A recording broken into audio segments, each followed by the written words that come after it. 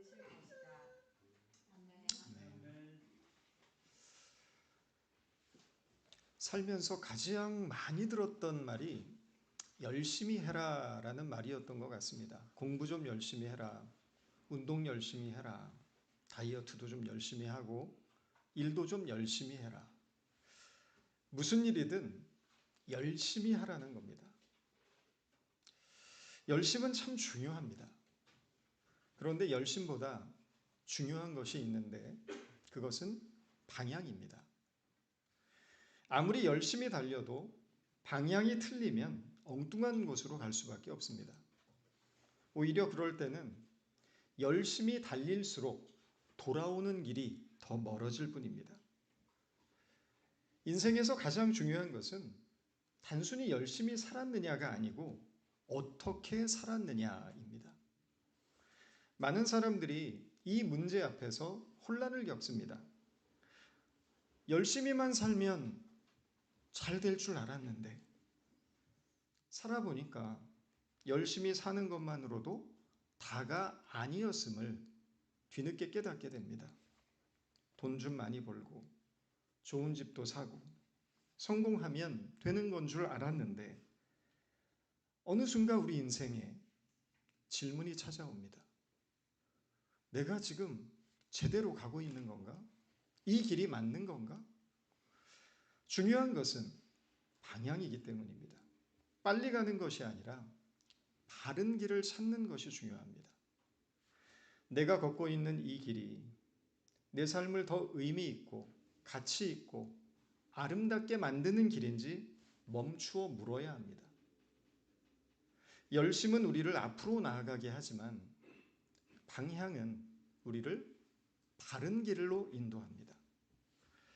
인생은 속도의 경주가 아닙니다. 인생은 길을 묻는 여정입니다. 이 여정에서 가장 중요한 것이 있다면 멈추는 일입니다. 멈추어 서서 지금 내가 가고 있는 이 길이 바른 길인지를 뒤돌아보고 성찰하고 물어야 합니다. 남들보다 뒤처질까 조급해할 필요도 없을 것입니다. 앞서간다고 이기는 것도 아니고 뒤처진다고 지는 것도 아닙니다. 제가 생각하기에는 인생에서 가장 중요한 것이 있다면 아름다운 마무리가 아닐까 생각합니다. 천상병 시인의 귀천이란 시를 보면 이 세상 소풍 끝내는 날 가서 아름다웠다고 말할 수 있다면 그 사람의 인생은 복된 것입니다. 잘 산 것입니다. 신앙도 그렇습니다.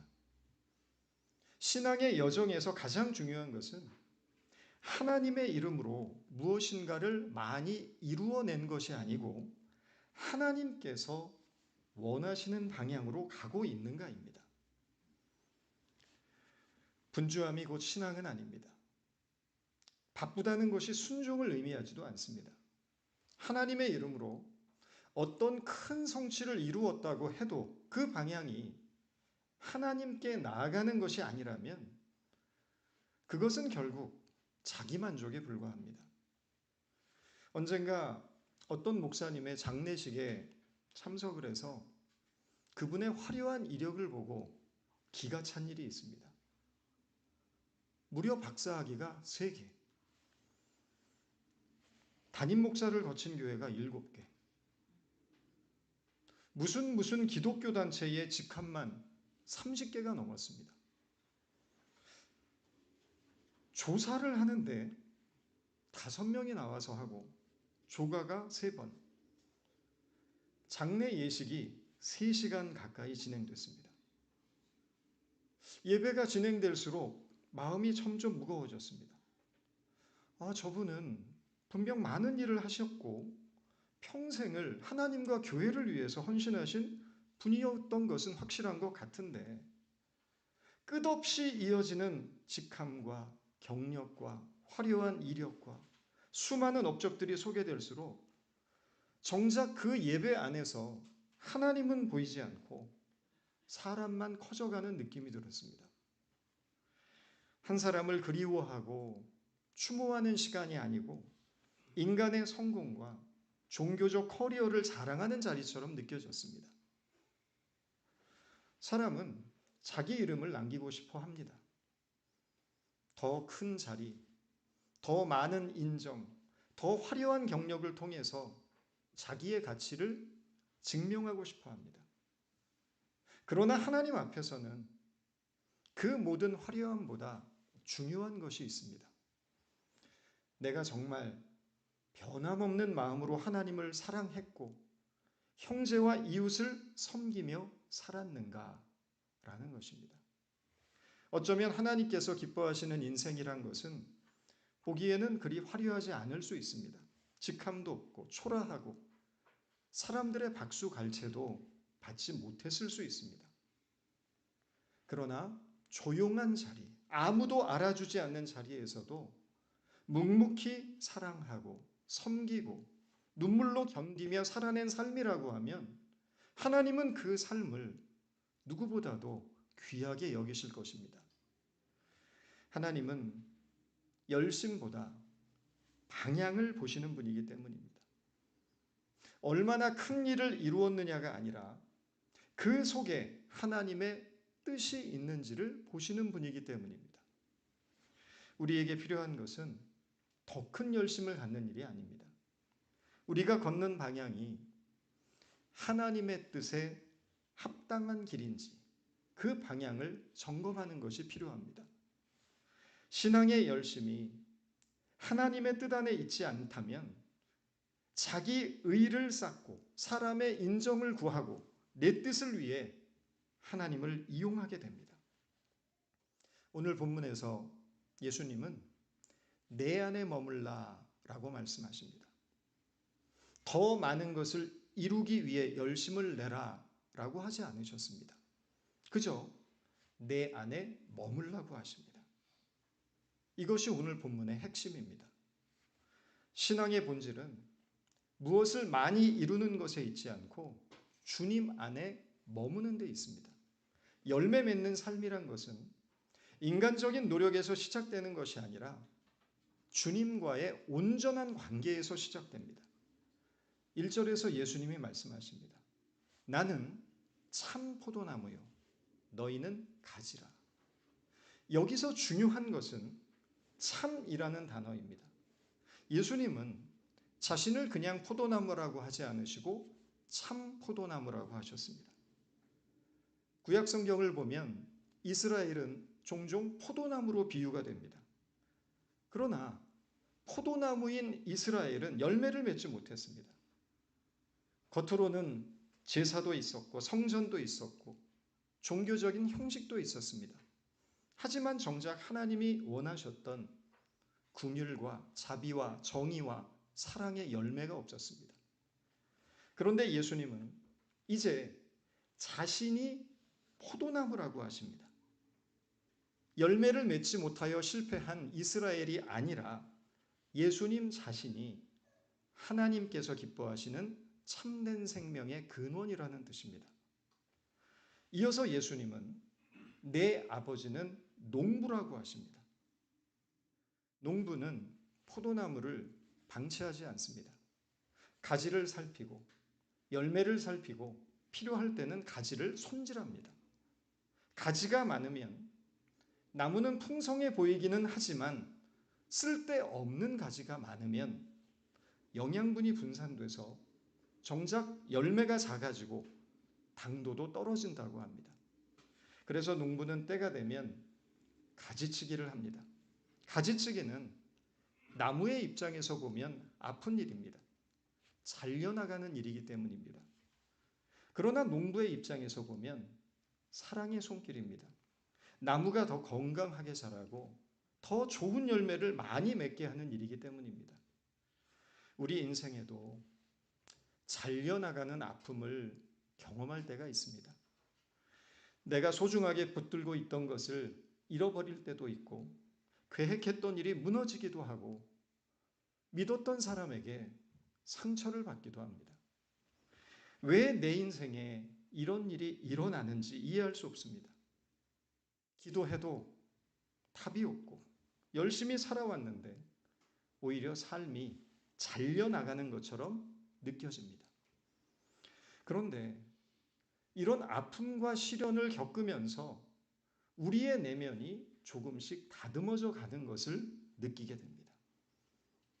시간은 사람을 늙게 만들지만 아픔은 사람을 깊게 만든다는 말처럼 가지가 잘리는 아픔 속에서 우리는 인내를 배우고 용납하는 법을 배우고 겸손을 배웁니다.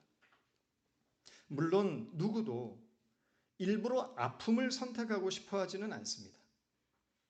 그러나 시간이 지나고 돌아보게 되면 인생을 가장 깊게 만든 시간의 대부분은 편안했던 날이 아니었고 힘겹게 버티며 견디던 순간들이었다는 것을 깨닫게 됩니다. 잘려나간 그 아픔의 자리에서 다시 생명이 흐르고 아팠던 상처 속에서 더 깊은 열매가 맺어지는 것입니다. 아픔의 자리를 지나고 있다면 너무 두려워하지 마십시오. 농부이신 하나님께서 우리의 눈물과 상처를 헛되게 내버려 두지는 않으실 겁니다. 지금은 왜 내게 이런 일이 일어났는지 이해할 수 없어도 시간이 지나면 하나님께서는 이 아픔의 순간 속에서도 내 안에 새로운 생명이 자라게 하시고 계셨다는 것을 깨닫게 될 것입니다. 오늘 본문에서 가장 눈에 많이 띄는 단어가 하나 있습니다. 눈치채셨습니까? 머물라라는 단어입니다. 머물라. 내 안에 머물러 있어라. 그리하면 나도 너희 안에 머물러 있겠다. 사람이 내 안에 머물러 있고 내가 그 안에 머물러 있으면 그는 많은 열매를 맺는다. 사람이 내 안에 머물러 있지 아니하면 그는 쓸모없는 가지처럼 버림을 받아서 말라버린다. 나무와 가지는 분리될 수 없는 관계입니다. 나무 없는 가지가 있을 수 없고 가지 없는 나무도 있을 수가 없습니다.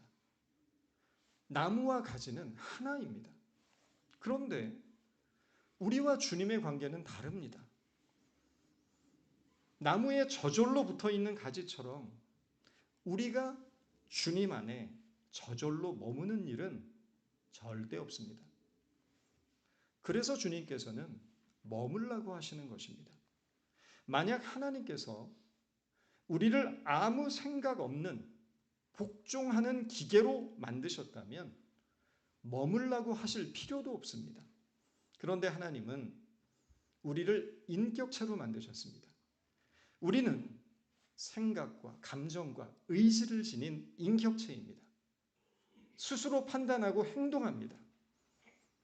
우리는 우리 자신에 주어진 자유의지에 따라서 주님 안에 머물 수도 있고 주님을 떠날 수도 있으며 하나님께로 가까이 갈 수도 있고 멀어질 수도 있습니다. 하나님의 말씀에 순종할 수도 있고 자기 길을 고집할 수도 있습니다. 하나님은 우리를 강제로 붙잡아 두지 않으십니다. 단지 사랑의 마음으로 내 안에 머물라고 초청하실 뿐입니다. 그래서 신앙에 있어서 가장 중요한 것은 의지의 결단입니다. 마음이 뜨거운 날에만 주님을 찾는 것이 아니고 아무런 감동이 없는 날에도 주님의 말씀 앞에 서는 일이고 하나님의 일하심이 전혀 느껴지지 않는 날에도 조용히 하나님을 바라며 무릎을 꿇는 일이고 응답하심이 보이지 않아도 믿음의 걸음을 멈추지 않는 것입니다. 신앙은 순간의 감정으로 유지되지 않습니다. 보이지 않아도 끝까지 주님을 붙들어가는 그 의지의 결단 위에 세워지는 것입니다. 마음이 뜨거울 때 찬양하는 것은 쉽습니다. 어렵지 않습니다. 그러나 마음이 메마르고 삶이 고단하고 힘겹고 지칠 때도 여전히 하나님 앞에 내 마음을 바치는 것, 아무도 알아주지 않아도 묵묵히 사랑하고 섬기는 것, 그것이 진짜 믿음입니다. 감정은 늘 변하지만 결단은 우리를 단단히 붙들어 줍니다. 눈물이 나는 밤에도, 이해할 수 없는 시간 속에서도 그래도 나는 하나님만 붙들겠습니다 라는 고백 속에서 하나님 안에 머물기를 선택하는 사람을 하나님이 기뻐하십니다. 본문의 7절은 하나님 안에 머무는 자에게 주어지는 약속의 말씀입니다. 너희가 내 안에 머물러 있고 내 말이 너희 안에 머물러 있으면 너희가 무엇을 구하든지 그대로 다 이루어질 것이다. 이 말씀을 읽을 때 사람들이 열광하는 것은 뒷부분입니다. 뒷부분에만 밑줄을 긋습니다. 너희가 무엇을 구하든지 그대로 다 이루어질 것이다. 그러나 여러분, 생각해 보면 내가 원하는 것이 그대로 다 이루어지는 것은 재앙입니다. 그것은 우리 안에 이기심과 욕망의 성취이기 때문입니다. 어린아이가 칼을 달라고 하는데 그 손에 칼을 쥐어준다면 재앙이 아니고 무엇이겠습니까? 다행인 것은 우리가 구하는 무엇이든 다 이루어지지 않는다는 사실입니다. 이것은 복입니다. 분명한 본문은 그 이유가 우리가 하나님 안에 머물러 있지 않기 때문이라고 말합니다. 그런데 만약 우리가 하나님 안에 머물러 있다면 이야기가 달라집니다. 주님은 너희가 내 안에 머물러 있고 내 말이 너희 안에 머물러 있으면 구하는 것이 다 이루어질 것이라고 말씀하셨습니다. 그런데 생각해 보십시오. 만약 우리가 주님 안에 머물러 있고 주님의 말씀이 우리 안에 머물러 있다면 과연 우리가 그때도 나의 욕심과 욕망을 가지고 기도할까요? 그렇지 않습니다. 우리의 기도는 바뀔 수밖에 없습니다. 주님의 말씀이 내 안에 머물러 있을 때 우리의 기도는 내 욕심을 구하는 기도에서 주님의 뜻과 의를 위한 기도로 바뀝니다. 내 소원을 이루기 위해서 하나님을 설득하는 기도에서 하나님의 뜻에 내 마음이 맞추어지는 기도로 변하게 될 것입니다. 말씀 안에 거하는 사람은 점점 하나님의 마음을 닮아가기 때문입니다. 그래서 나의 소원이 아닌 하나님의 소원을 구하는 자가 되는 것입니다. 이전에는 내가 원하는 것을 이루어 달라고 기도했다면 이제는 하나님의 뜻이 내 삶 가운데 이루어지게 해달라고 기도하게 되는 것입니다. 이것이 주님 안에 머무는 자의 기도입니다. 우리가 하나님의 뜻대로 살기 시작할 때 하나님은 우리 안에 필요한 것들을 공급해 주십니다. 넘치지는 않아도 꼭 필요한 만큼은 주십니다. 이것은 신앙의 신비이고 우리의 간증이기도 합니다. 인생을 살면서 가장 큰 복이 뭐라고 생각하십니까? 저는 인생의 가장 큰 복은 하나님 속에 속한 존재가 되는 것이라고 생각을 합니다. 하나님에게 속한 존재가 되어서 하나님께서 기뻐하시는 삶을 살아가는 것이 복입니다. 누군가에게 희망이 되는 삶, 누군가에게 기댈 언덕이 되는 삶, 누군가를 위한 사랑의 수고를 마다 않는 삶입니다. 내가 가진 것으로 누군가의 아픔을 위로해주고 내 시간과 마음을 내어주어서 한 사람의 눈물을 닦아주고 힘겨운 사람 곁에 조용히 머물러 있어주는 것입니다. 이것이 예수 그리스도의 제자로서 살아가는 삶이고 하나님의 영광을 드러내는 삶입니다. 은송이가 월드비전을 통해서 연결된 과테말라의 한 소녀가 있습니다.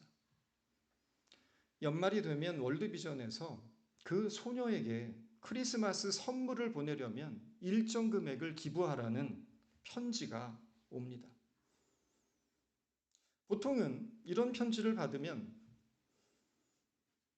기부를 하는 것이 돈만 기부를 하는 것이 일반적이겠죠. 저도 사실은 그런 편지를 여러 번 받았으나 사실 보내본 적은 없습니다. 근데 은송이는 보내더라고요. 근데 은송이가 돈을 보내는 것뿐만 아니고 아이에게 편지를 쓰는 것을 봤습니다. 어떤 내용을 썼는지 모르겠습니다. 짧고 평범한 말을 적었을지 모릅니다. 근데 저는 그 모습을 보고 한편으로는 기특하고 한편으로는 부끄럽기도 하고 뭉클했습니다. 사랑이라는 것은 단지 돈을 보내는 것이 아니라 마음을 전하는 일이기 때문입니다. 은송이가 보낸 그 작은 편지 한 장이 어쩌면 그 아이에게는 평생토록 세상 어디선가 나를 기억해 주는 사람이 있구나라는 큰 위로가 될 수도 있습니다. 하나님께 속한 존재는 이런 마음을 갖는 사람입니다.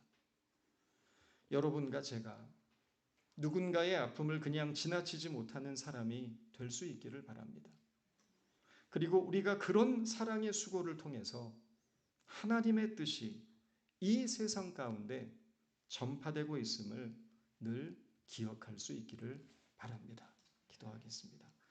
주님, 오늘도 우리를 포도나무 되신 주님 안에 머물게 하시고 우리의 욕심과 교만이 아니라 하나님의 뜻을 구하며 누군가에게 작은 희망과 위로의 삶을 살아가는 참 제자가 될 수 있도록 저희를 도와주옵소서.